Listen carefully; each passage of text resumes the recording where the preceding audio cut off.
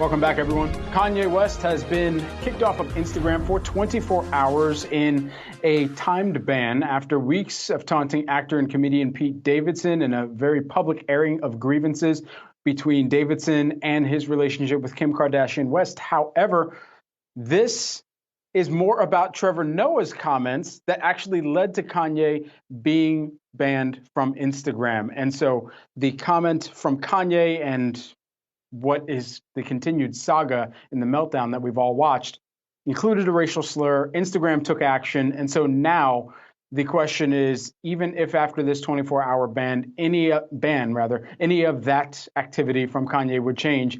And, you know, as much as we can break down what the relationship has been, of course, very tense, naturally, I suppose, between Kanye and Pete, how it's played out on Instagram and on social media has been absolutely painful to watch from anybody who's been a fan of Kanye over the years, anybody who is just thinking about their kids at the end of the day, too, and what they're witnessing between their parents and in front of their eyes. And I think there's so many different things to think about. But I think at the end of the day, even as we think about how families should have the opportunity to take care of family matters in private, the fact that Kanye has brought this as public as he has, and the family has to continue to navigate through that. I honestly just think about the kids at the end of the day.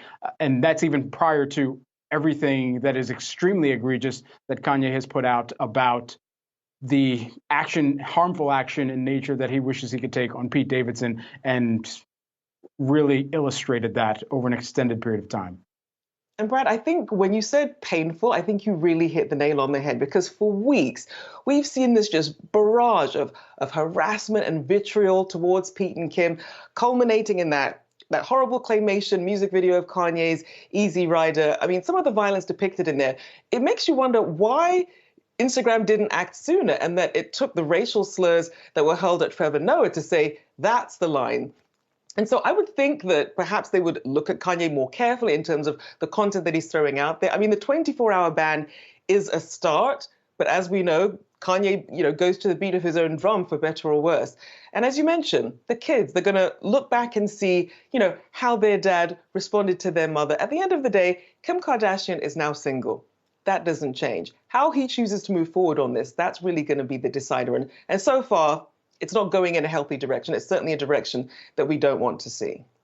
Yeah, and I think even if Kanye was trying to make a case to be back in Kim's life and back in his family's life, and we saw him and one of his kids, I believe it was North, with him at the Super Bowl, and for all of what they're witnessing in front of their eyes right now, on a legal perspective, even if we were to break it down in that case as well, from the perspective of having someone around the children who has shown that they can be as volatile as they are right now in this current state, that itself seems unsafe. It also, going forward from here, begs the question of what type of reconciliation they would be able to reasonably put forward. And of course, we're not here to kind of break down the mental aesthetics of the relationship, the family, and so forth.